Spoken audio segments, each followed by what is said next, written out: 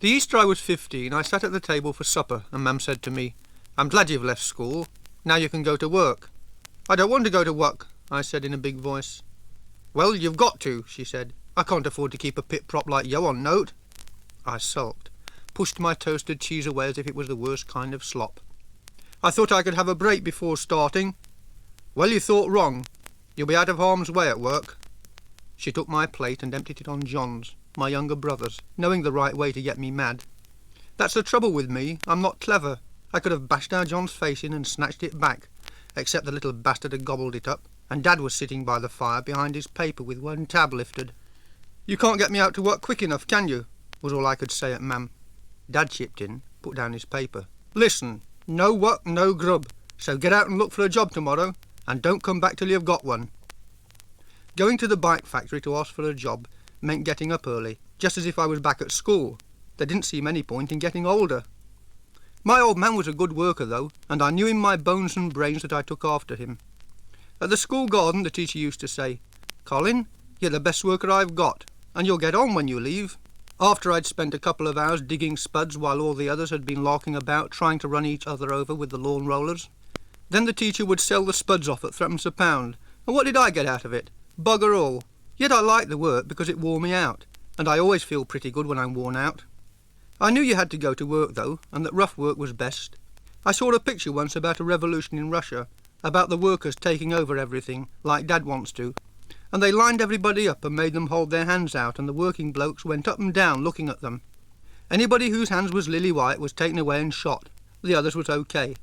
Well, if ever that happened in this country, I'd be okay, and that made me feel better when a few days later I was walking down the street in overalls at 7:30 in the morning with the rest of them.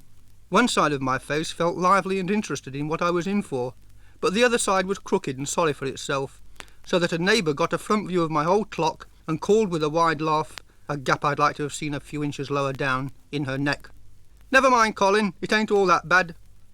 The man on the gate took me to the turnery. The noise hit me like a boxing glove as I went in, but I kept on walking straight into it without flinching, feeling it right into my guts as if to wrench them out and use them as garters. I was handed over to the foreman. Then the foreman passed me on to the tool setter, and the tool setter took me to another youth, so that I began to feel like a hot wallet. The youth led me to a cupboard, opened it, and gave me a sweeping brush. "You do that gangway," he said, "and I'll do this one." My gangway was wider, but I didn't bother to mention it. "Bernard," he said, holding out his hand, "that's me. I go on a machine next week, a drill." "How long have you been on this sweeping?" I wanted to know, bored with it already. 3 months. Every lad gets put on sweeping first, just to get 'em used to the place. Bernard was small and thin, older than me. We talked to each other. He had round, bright eyes and dark, wavy hair, and spoke in a quick way, as if he'd stayed at school longer than he had. He was idle, and I thought him sharp and clever, maybe because his mum and dad died when he was 3.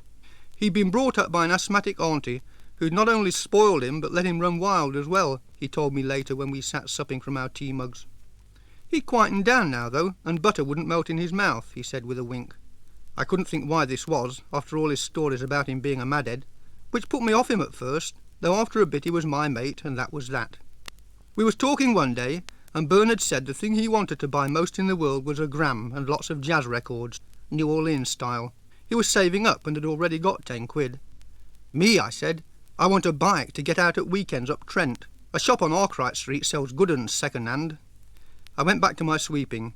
It was a fact I've always wanted a bike. Speed gave me a thrill. Malcolm Campbell was my big shot, but I'd settle for a 2-wheel push bike. I'd once borrowed my cousin's and gone down Balloon House Hill so quick I passed a bus. I'd often thought how easy it would be to pinch a bike. Look in the shop window until a bloke leaves his bike to go into the same shop, then nip in just before him and ask for something you knew they hadn't got. Then walk out whistling to the bike at the curb and ride off as if it's yours while the bloke's still in the shop. I'd brood for hours, fly home on it, enamel it, file off the numbers, turn the handlebars round, change the pedals, take lamps off or put them on. Only, no, I thought, I'll be honest and save up for one when I get forced out to work, worse luck. But work turned out to be a better life than school. I kept as hard at it as I could and got on well with the blokes, because I used to spout about how rotten the wages was and how hard the bosses slaved us, which made me popular, you can bet. Like my old man always says, I told them, At home, when you've got a headache, mash a pot of tea. At work, when you've got a headache, strike, which brought a few laughs. Bernard was put on his drill, and one Friday while he was cleaning it down, I stood waiting to cart his rammel off. "Are you still saving up for that bike, then?" he asked, pushing steel dust away with a handbrush. "Course I am, but I'm a way off getting one yet. They rush you a fiver at that shop. Guaranteed, though." He worked on for a minute or two then, as if he'd got a birthday present or was trying to spring a good surprise on me. Said, without turning round, "I've made up my mind to sell my bike." "I didn't know you'd got one." "Well," a look on his face as if there were a few things I didn't know, "I bus it to work, it's easier." Then, in a pallier voice, "I got it last Christmas from my auntie, but I want a record player now." My heart was thumping. I knew I hadn't got enough, but "How much do you want for it?" He smiled.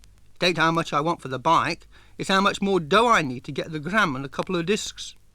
I saw Trent Valley spread out below me from the top of Carlton Hill, fields and villages, and the river like a white scarf dropped from a giant's neck. "How much do you need, then?" He took his time about it, as if still having to reckon it up. 50 bob. I'd only got £2, so the giant snatched his scarf away and vanished. Then Bernard seemed in a hurry to finish the deal. "Look, I don't want to mess about. I'll let it go for £2.5. You can borrow the other 5 bob." "I'll do it then," I said, and Bernard shook my hand like he was going away in the army. "It's a deal. Bring the dough in the morning and I'll bike it to work." Dad was already in when I got home, filling the kettle at the scullery tap. I don't think he felt safe without there was a kettle on the gas. "What would you do if the world suddenly ended, Dad?" I once asked when he was in a good mood. "Mash some tea and watch it," he said. He poured me a cup. "Lend 5 bob, Dad, till Friday." He slipped the cosy on. "What do you want to borrow money for?" I told him. "Who from?" he asked. "My mate at work." He passed me the money. "Is it a good un?" "I ain't seen it yet. He's bringing it in the morning. Make sure the brakes is safe." Bernard came in half an hour late, so I wasn't able to see the bike till dinner time. I kept thinking he'd took bad and wouldn't come at all, but suddenly he was stooping at the door to take his clips off, so as I'd know he'd got my bike.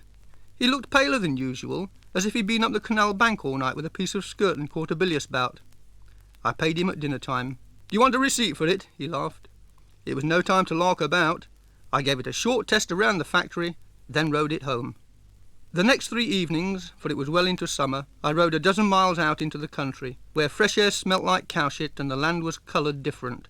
It was wide open and windier than in streets. Marvellous. It was like a new life starting up, as if till then I'd been tied by a mile-long rope round the ankle to home. Whistling along lanes, I planned trips to Skegness, wondering how many miles I could make in a whole day. If I pedalled like mad, bursting my lungs for 15 hours, I'd reach London where I'd never been. It was like sawing through the bars in clink. It was a good bike as well, a few years old, but a smart racer with lamps and saddlebag and a pump that went.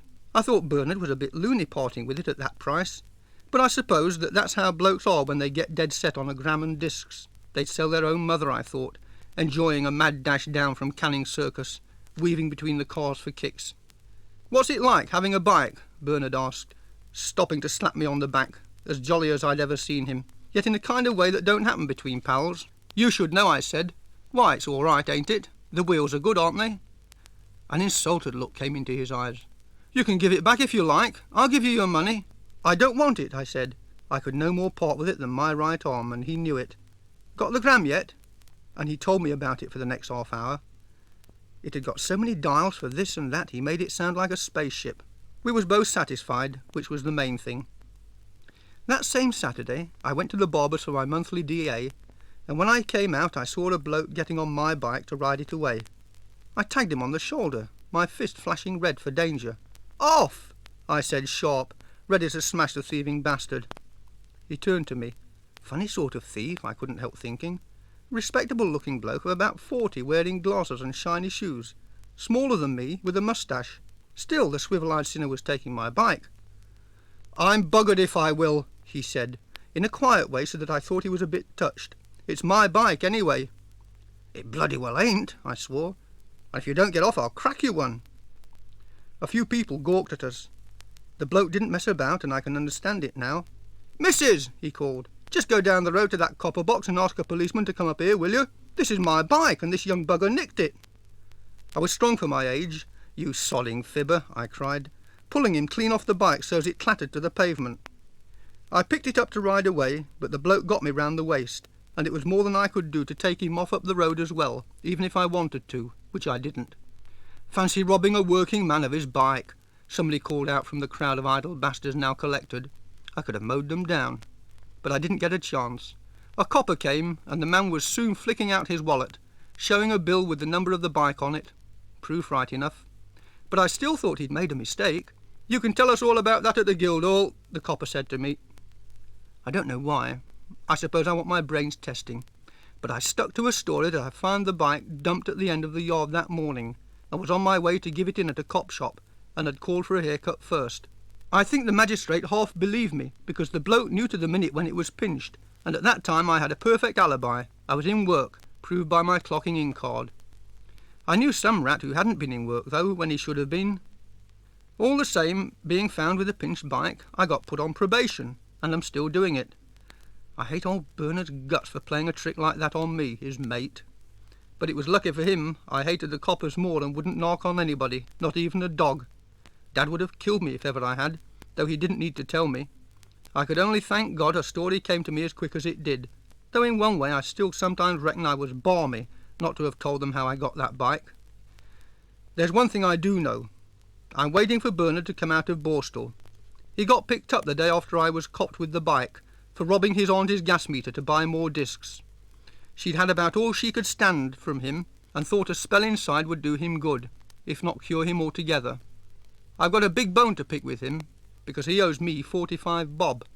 I don't care where he gets it, even if he goes out and robs another meter, but I'll get it out of him, I swear blind I will. I'll pulverise him.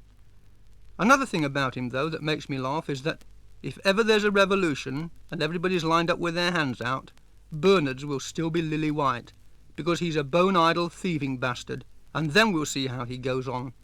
Because mine won't be lily white, I can tell you that now. And you never know, I might even be one of the blokes picking them out.